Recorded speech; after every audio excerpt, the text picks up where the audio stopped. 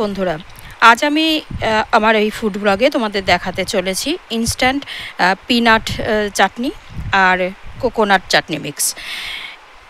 অনেক খাবারের সাথে বারবার বানাতে অসুবিধে হয়, তাই আমরা এটা যদি বানিয়ে রেখে দিতে পারি তাহলে আমাদের কত সুবিধা হয়। চলো তাহলে দেখে নিই কীভাবে বানাচ্ছি। প্রথমে আমি পিনাট চাটনিটা বানানো দেখাচ্ছি, ইনস্ট্যান্ট পিনাট চাটনি। এর জন্য আমি 1 কাপ বাদাম নেব। বাদামটাকেও খুব ভালো করে ভেজে নিতে হবে। এর মধ্যে দিয়ে দেব কিছু ধনেপাতা কুচি। এই ধনেপাতা কুচি যতক্ষণ না ড্রাই হচ্ছে ততক্ষণ পর্যন্ত কিন্তু আমাদের ভাজতে হবে। এর মধ্যে এবার দিয়ে দিচ্ছি সামান্য একটু তেঁতুলের টুকরো, আর এর মধ্যে মেশাবো ভাজা ছোলা, খোসা ছাড়িয়ে ছোলার ডাল আর কি, ছোলা যেটা হয় সেটা। ছোলার ডাল নিলে সেটা আগে থেকে ভেজে নিতে হবে। আর এর মধ্যে দিয়ে দিচ্ছি লঙ্কা। এগুলো সমস্ত ভাজা হয়ে গেলে এবার একটা মিক্সার জারে নিয়ে তার মধ্যে একটু লঙ্কার গুঁড়ো আর নুন লবণ মিশিয়ে সেটা খুব ভালো করে ব্লেন্ড করে নিতে হবে। ব্লেন্ড হয়ে গেলে এবার একটা কড়াইয়ে তেল বসিয়ে তেল গরম হলে তাতে কালো সর্ষে,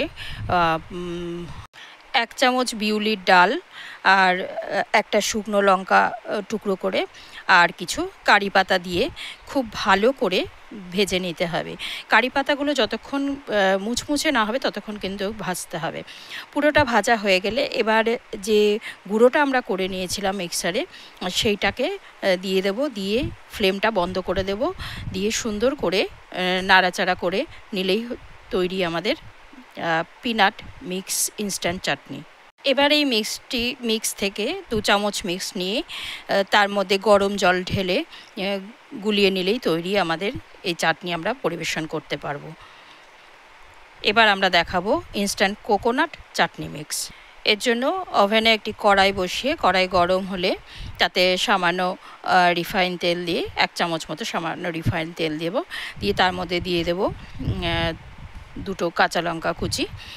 এবার এই কাঁচা লঙ্কা কুচি একটু ভাজা ভাজা হলে তার মধ্যে দিয়ে দেব গোটা জিরে আর দেব ধনেপাতা কুচি।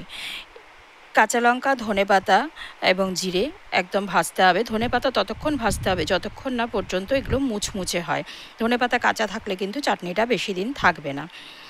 সুন্দর করে এগুলো ভাজা হয়ে গেলে এর মধ্যে দিয়ে দেব আমরা 1 কাপ মতো কাজু আর 1/2 কাপ খোসা ছাড়ানো ভাজা ছোলা, আর দিচ্ছি এর মধ্যে 1 টুকরো তেঁতুল।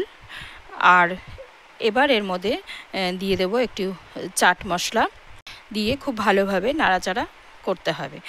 এবার গ্যাস অফ করে এর মধ্যে দিয়ে দেব আমরা ড্রাই কোকোনাট কুচি। কিছু কোকোনাট কুচি করে রাখতে হবে, সেগুলো ড্রাই করে নিতে হবে। এবার এগুলো ঠান্ডা হলে একটা মিক্সার জারে দিয়ে পুরোটাকে আমরা ব্লেন্ড করে নেব। এবার অন্য একটি কড়াইয়ে তেল দিয়ে সামান্য একটি তেল দিয়ে, অর্থাৎ চাটনিতে তড়কা দিতে হবে সেই জন্য তেল দিয়ে তার মধ্যে 1 চামচ কালো সর্ষে দিয়ে দেব।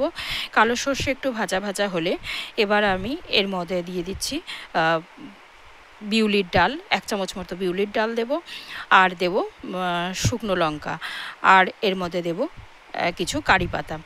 এই কারি পাতা যতক্ষণ না একদম শুকনো হবে, মানে মুচমুচে করে ভাজা হবে, ততক্ষণ পর্যন্ত এটা নাড়তে হবে। তারপরে এর মধ্যে দিয়ে দেব একটু পরিমাণ মতন লবণ, দিয়ে সেই মিক্সারটা দিয়ে আমরা গ্যাস অফ করে দেব। গ্যাস অফ করে দিয়ে মিক্সারটা দিয়ে আমরা বেশ খানিকক্ষণ নাড়াচাড়া করতে থাকবো। করলেই তৈরি আমাদের কোকোনাট মিক্স চাটনি। এবার এই ড্রাই পাউডার থেকে 2 চামচ নিয়ে তার মধ্যে গরম জল মিশিয়ে নিলেই তৈরি আমাদের চাটনি। এই চাটনিগুলি কিন্তু কৌটোয় ভরে এভাবে দীর্ঘদিন সংরক্ষণ করা যায়, আর চাইলেই আমরা ইনস্ট্যান্ট বানিয়ে নিতে পারি।